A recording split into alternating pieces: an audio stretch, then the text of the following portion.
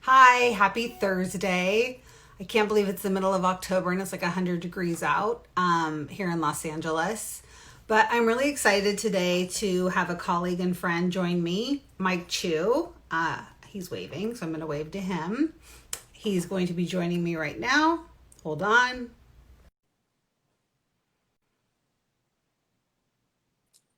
Wait for a sec, and he will be joining us. Hi, Mike. How are you? Hey Lisa, I'm good. Look at that. How easy was that? It's much easier to do than expected.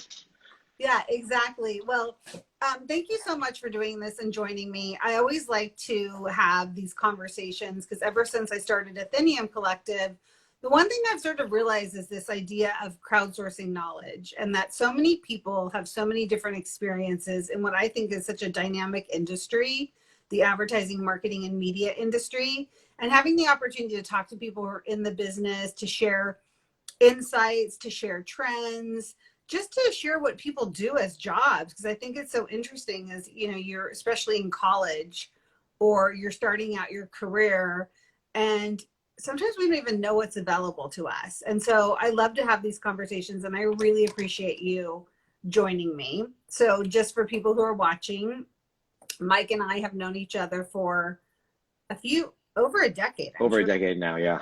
Yeah, cool. I always worry about saying that. But anyway, so we've known each other for a long time. And when I think of Mike, I think of somebody who is truly an expert in not only understanding performance marketing. So, really, I think you do such an excellent job of working with advertisers and clients to help them actually get a return on their investment, like to help them meet their goals. So when I think of performance marketing, I really think of people who are experts at understanding how to make that happen for a client. But you're also really well respected and well known as a digital sales leader.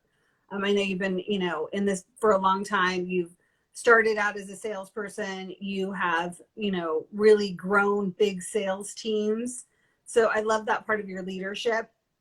And I'm excited just to talk to you about kind of your career, where you are today, some trends, some advice you have for people. And I think to kick it off, let's chat about how did you even get into the advertising business? Yeah, no, thank you again for having me. I totally agree with all your points. I love the crowdsourcing. I've watched a couple of your interviews from before too, and love everyone that's been on to share. So appreciate you having me. It's an honor definitely to be here. It's funny for me, my background actually, I did not think I would ever be in advertising, let alone advertising sales. But I started off my career, I graduated from UCLA during the dot bomb, and my major was actually electrical engineering with computer science minor. So completely different industry, completely Yeah. different field. Um, Essentially, when I graduated, because it was the dot bomb, there were no engineering jobs. What I found myself doing was eventually doing something a little bit engineering related. I had a friend that worked at a company that's still around to this day, and publicly traded company called Quinn Street. So they were at the time a full service agency for digital that kind of had just popped up because I was still kind of digital in its infancy stage. Um, and I started off there in sales operations. So I helped support the sales and marketing teams by not only customizing databases that we built for them for clients. So some of their larger clients back in the day that they started off with was online education that was huge back then. I Companies remember like, those days. yes, the University of Phoenix, which Oh obviously my still God. around. Biggest budget was University of Everyone wanted, I think it was Apollo Group is what it was called, right? Yep, Yeah, yes, everyone wanted that money. yes. So start off there. What I would do is help build lead databases for them and scrub leads, send them over manually to all the different contacts. And so really helped supporting the sales and marketing team there. And after about 2 years, I said, hey, you know what? I'm interested in sales, especially since my mom was in sales previously. My dad went from engineer to entering the sales team for semiconductors. So I had an affinity for that. And so because I was in advertising, I decided to take a stab there. They put me into a business development role. So my first foray into um, digital ad type of marketing was actually email marketing. So Okay. So what started did off that from a mean back performance then? base. So back then, which may or not changed, is people would buy email lists essentially to then market Ooh, okay. their leads to. I So don't think you can do that anymore, can you? Do I you have to think build your email list yourself? Like that's like a big yes, marketing is getting people to subscribe to get emails to market to them. yes. And so in the past, so I guess I should rephrase that we weren't buying email lists, but we were marketing the leads, essentially new users to the people who Oh, own the okay. email Got it. list. Yeah. Yeah. Okay. Lead So generation. Yeah. lead Okay. generation. So you basically buy on a CPM. In their case, they would buy on a CPA. So everything was about performance, and that's where I started my career. So that's why I entered into the performance ring. But did that for a while, about 6 months, and then I got recruited by a company called Traffic Marketplace, who, Mm-hmm. funny enough, their claim to fame was the pop under ad, not the pop ups. There was a clear distinction because Oh, pop ups are right, like a not the best user experience, and but oh pop unders yeah. is when you close the browser, it's better. That was our pitch back then. Oh So my God, that is so funny. Those were, thank God those went away. yes, That was exactly. like the worst. You would put down your browser and there'd be like a million ads all over your screen. Yeah, and even to this day, I mean, there's a lot of advertisers out there, especially in e-com, still who the first thing they show is their collect your email address, which can be a bad user experience. And so we typically advise people to not have that right away. But obviously, people still try to collect email addresses as something. But at least it's the own advertiser's website versus Yeah, completely not exactly. affiliated. Why do you tell them not to do that as the first thing? Because studies have shown that people typically gravitate away, right? If they don't want to enter their email information, everyone's about an anonymity as well as privacy these days, and so some people that's just the knee-jerk reaction, kind of like when you walk into a sales door. First thing, when you could walk into a sales store, I should say, first thing as a sales rep comes up to you, your first reaction is, "No, I don't need any help," and you're like, Yeah, "Wait, true. Yeah, I'm actually you're looking absolutely right. for XYZ." So that's just one of the reasons. I'm gonna have to But look at my essentially, website because I think we do ask for people to subscribe. yeah. And many advertisers do, they're still successful on it. It's just one of those pain points where some Yeah, people do gravitate away from it. So right, we just want as frictionless as possible, which is one of the things that we always talk about here at Facebook. Um, but I guess going back to my story is, so Traffic Marketplace, spent a couple of years there, and then I was recruited by a company called ValueClick, which eventually now is Conversant Media, which is now owned by Publicis. So oh, uh, really? I didn't know that. yeah, they got acquired. They basically got acquired by a company called Alliance Data Systems a couple years before I left, and then they recently got sold. So, Interesting. How interesting, because don't they also sell to like ad agencies? mhm. So to be bought by an ad, that's very fascinating. Yeah, it's What do you think? similar to the. Sorry, go ahead. What does that mean for the business? I'm just curious. I mean, it's really interesting because, right, you kind of see the direction. When I left the programmatic space, you saw a lot of, I would say, the large tier one agencies building not only their own trading desks, but working more closely with them. And so I think by that acquisition, they made having their own technology in house was um, a play that everyone's kind of looking for, right? So, Yeah. right, a lot of people use the trade desk, which is an Yes. outside third party source, but having something you own internally is always, you maybe have more transparency, etc. So basically, then it would be fair to say that Conversant is a programmatic platform. So as a holding company, which is Publicis, which holds a bunch of ad agencies, they're able to now basically do all of their own trading on their own platform and don't have to rely on a third party, right?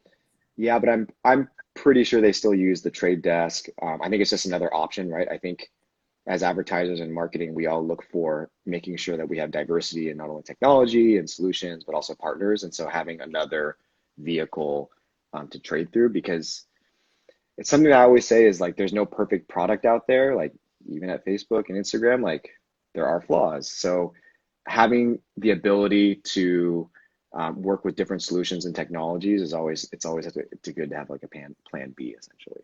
Yeah. And not only that is, I would imagine you're an agency, you have lots of different clients. They may have preferences, Yep. and one solution might be better at hitting whatever their goals are. And like you said, like you've got to find the right, there is no one perfect solution. So different solutions are going to make sense for different people. Yep. So Exactly. how did you move from where you have this, you're leading all these teams, you're in the performance, like what made you move to Facebook and that's like a total, would you consider that a big shift? Yeah, absolutely. So I spent over 10 years in the network slash now it's called programmatic space. Um, Essentially, after I left Conversant, I started a team at Global Wide Media that started a division called IQ, which was programmatic space. Spent 2 years there, built an amazing team. They're doing great. And for me, I was looking for something different, right? Just spending the last 10 years in that space was great, taught me a lot of knowledge about performance marketing. And Facebook had reached out for an opportunity. And so I started interviewing there. And what they were doing is really interesting because for me, I always thought that, to be honest, like social was easy, um, in the sense where it's like, oh, you just put ads up on Yeah, social and everyone's there. How hard could right, that be? right. And so turns out it's much more difficult than that, right? So, and I would always thought of social and, your TikToks, Snapchats, Facebooks, et cetera, in the world as more branding plays. And in fact, our expertise here at Facebook and Instagram is direct response. And so Mhm. that was a perfect fit for my skill set. And the team I ended up joining was the Disruptors team. At the time, I mean, they're still pretty brand new in terms of like the way that Facebook is structured. We have small, medium business solutions. Um, then we also have vertical teams. So think about your autos or entertainment, gaming, etc. And so that was how everything was typically structured. Disruptors came into the picture about 3 years ago. And what Facebook had noticed is that there was this gap between companies that were really growing quickly at scale and emerging as disruptors in the industry. And hence, that's where they got the name from. But really, our team sits right in the middle of small, medium businesses and the more established verticals. And so, what we do is our job is to ship growth. And by managing not only the people who get into the disruptors team, we're basically shipping growth in terms of helping them grow quickly, giving them any advice that we can to help them grow at their incredible current growth rates, and then shipping those teams to an established vertical at the end of the day. That's our How goal. do you decide if a client is a disruptor? It's a good question. It's not my decision, but we have Oh, okay. a lot of business operations teams that do that. We recently formed a venture capitalist team that actually goes out and is talking to a lot of different companies to look at this information, as well as there's a lot of different criteria. So I would say there's hundreds of different evaluation and attributes that we look at, but one is, size of the team, back end is funding, I would say, is or is not a consideration set, but how much they're spending, obviously, but also, what their growth rate is. Like, is it a differentiated product? Are they truly disrupting the space? And how can we help them as a team? So So our basically, team, it's like the Airbnbs at the beginning, and the ones that you all of a sudden there's a whole new world of things we didn't even have before because of them, right? That yeah, kind of, yeah, exactly. So, previous disruptors, for example, were Peloton, FabFitFun, Dollar Shave Club, absolutely, Textile. So yes, just huge brands now, right? But when they yeah. first entered the space, they weren't quite there yet. So our team's job is really to help them focus and hone in on DR best practices, different measurement, and kind of shift them that way. I think the most interesting part of my job is that because we're able to help these, you know, really disruptive companies that are growing at an amazing rate is historically, right, like coming from a programmatic network background, I didn't have the ability to really give advice on different things, right? Like, for example, I'm sure we've all seen poor creative in the past, and if you say, hey, maybe you should improve your creative, that would help us in terms of our programmatic buys, you know, they would say, well, that's the agency's perspective, that you don't really get a say there. Um, at Facebook, we have a lot of ability. So I get support teams from our creative shop teams, measurement, solutions engineering, but we can help influence those decisions, which I think is one of the most interesting parts of my job, because besides marketing strategy that we have always been a part of before, we actually get a chance to help clients out with their overall media strategies. It's not always just about Facebook, Instagram, but we get to help with their overall media strategies as well. Well, that's really cool. I didn't realize that. That's great. When you think through kind of what you were talking about, sort of disruptors, what are some of the big trends you're seeing right now in terms of how people are approaching, especially with COVID? Like, what does that mean for how people are kind of approaching lead generation? Yeah, I mean, I can't speak specifically on lead generation, but what I will In say is general, yeah. that right, because we're all stuck at home, um, essentially the shift to mobile has grown significantly. So I think the last stat I saw was there's over 20% time shift of people's attention onto mobile, right? Because now that you're work from home, you have more time to do that as well as spend time on social media platforms. But the other thing that's interesting is because of this shift in terms of time spent, you're getting all the Gen Xers, the baby boomers who are now entering the space and becoming more reliant on the e-commerce, right? Um, I forget the last stat specifically, but it's something along the lines of the last 6 months have really accelerated the online digital e-commerce trend by years, um, because That of totally our makes sense. reliance.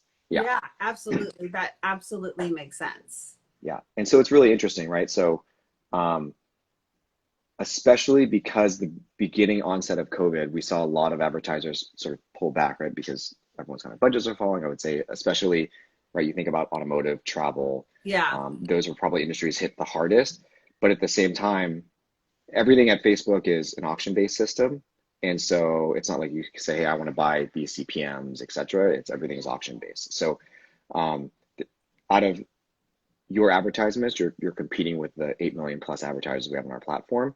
And so when some of the larger advertisers pulled out, the companies that were set to really be disruptive, purely e-commerce plays really accelerated. And so you have your butcher boxes like that food delivery that did really well, Madison Reed, like hair coloring at home. Hmm. Um, you have so beauty, um, food delivery services, Instacart, et cetera. Like all those have really benefited from this, and it's really interesting seeing what people are doing. So our first thing was to teach people like how do you react to COVID and the pandemic, how do you respond, and ultimately how do we reemerge much stronger than you were historically. And so that's been the focus of our teams during this time period. Now, as a sales leader and in sales for a long time, what advice do you have for people who are trying to sell right now? Because are you on Seller Crowd? For You the know what? I'm not anymore. I should Oh, I be. love Seller Crowd. I do too. I think it's the best. So for people who don't know, there is a actual website called Seller Crowd, and all of the people who sell advertising go in there and they share leads and they talk about what's going on in the business. And I will tell you, the number one thing people are struggling with is not just lack of budgets, but how do you get in front of clients? Now you're at a big company, so it's probably a little different, but I think, is there any advice you have for people right now? Because it's tough. No, it's interesting. So I've spoken with some old colleagues and folks that I used to manage too, because people were like, "Oh, I wish I was working with you still." And I'm like, "Look, you can still call me." Like that's one advice I'll say to folks is like, one, find a mentor that you respect, and like it doesn't have to be within your company, it can be externally. But I have old teammates that were like, "Oh, like you can't give me advice anymore." I'm like, "No, just call me up and I'll talk to you." So one of my old colleagues I used to work with, I asked them because I'm like, I can't. So we get accounts assigned to us here at Facebook. So thankfully, I don't have to go out cold calling, but that was what I did for 10 plus years. Yeah. Um, the folks that I've talked to, some of them now are utilizing services like third-party services where you can mass email because everyone working from home, I don't think their office lines are typically connected to their cell phones. Like, who knows at this point? But my typical strategy in the past was cold call folks, and now I think it's emailing and trying to get their attention. So I actually have a friend that is mailing almost 100 people a day just through some of these third-party sources. I don't know the names of them, but I thought that was a good strategy just to get in front of people. Yeah, Because exactly. And give them something of value. You yeah, know what I mean? If you're going to be able to help somebody with a potential problem they have, yeah, I think that makes total sense. I can love that your kids are in the background. That's so I was gonna fun. ask because I heard some It's screaming. Like, I fine. wonder if they It's can hear or fine. not. It's fine. I think it's the best. It's the best part of this whole thing is that, let's face it, that's what happens. If you're my dog will start barking. Yeah, it's lunchtime recess essentially I right now. can tell. It's fine. It's totally fine. So But yeah, I that agree. Emailing. What else?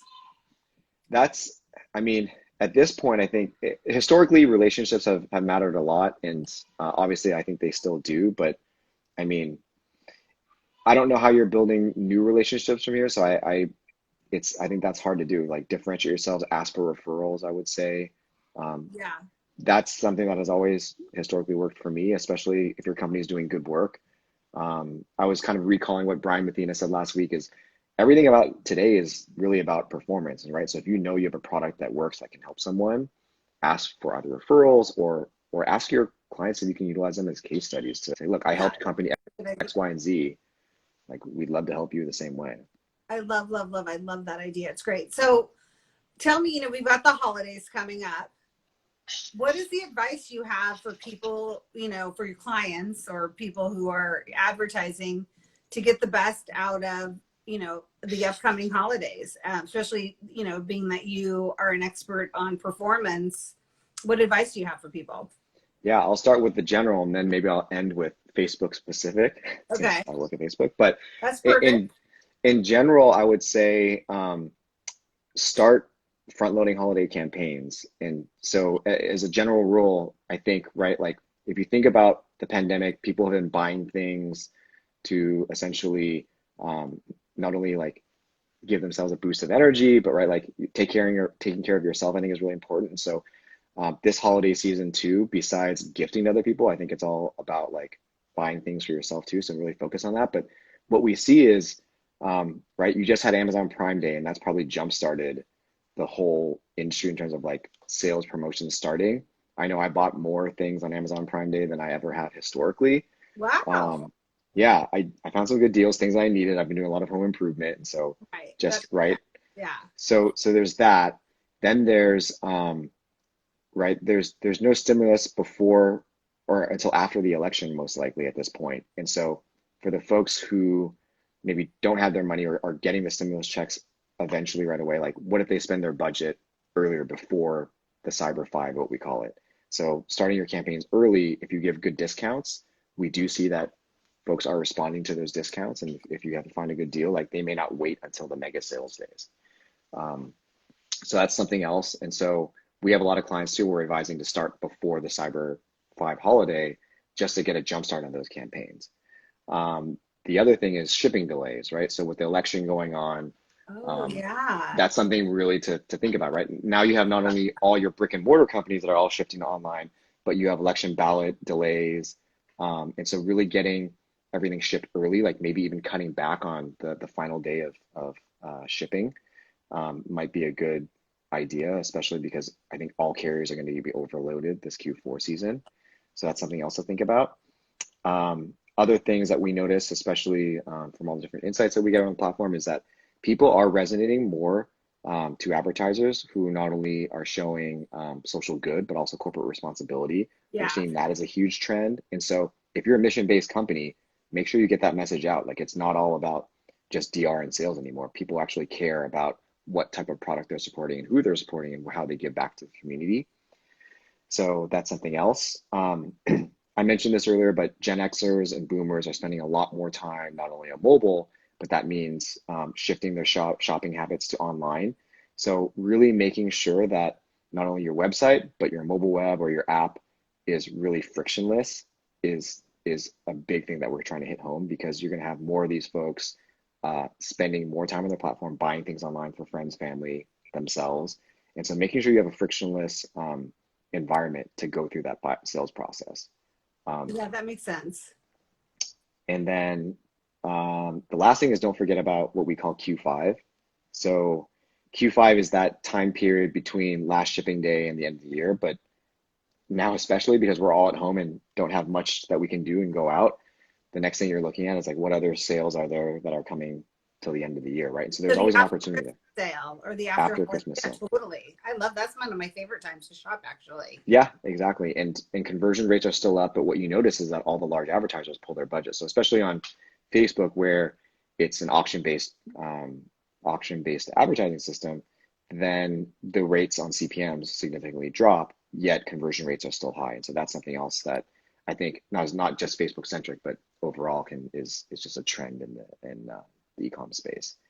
And then specifically to Facebook, I would say always optimize to your true business outcomes. So we have clients that are really smart, and they look at what's the conversion rate from clicks to landing page views to add to carts, etc. And what Facebook, Instagram do really well as a platform is our AI and machine learning can really tell like what is your ultimate business outcome, and we'll optimize to that. And so focusing on not only optimizing to that true conversion goal, so whether it's leads, sales, add to carts, etc., but making sure that you include that, but at the same time, making sure that you get out of what we call learning phase. And so learning phase here is 50 conversions, whatever that conversion may be, or more, because otherwise you're stuck in this learning phase area, which you're not spending budgets as efficiently, etc. So we typically recommend to our clients to shoot for 50 conversions a day. The minimum would be 50 conversions a week, but that's kind of a Facebook-centric point of view of how our systems work. So that's so interesting. Now, I'm just curious because AI now is everything. Like machine learning. So you've been in this business for a long time. How do you think measuring attribution and performance has changed from when you first started to what you're able to do now because of AI? Like what does that really mean? What are the implications? That's a great question. So it's a tough question because, especially here too, we look at measurement and attribution sort of differently, right? So one of the things, because we consider ourselves a discovery platform, right? Like people are going to Facebook and they're finding something new. We really consider ourselves part of that discovery phase. And so one of the things we really focus on is, are we adding incremental value to our advertisers? Are we actually driving that incremental sale? And because I think in the past, a lot of folks focused on correlation versus causation.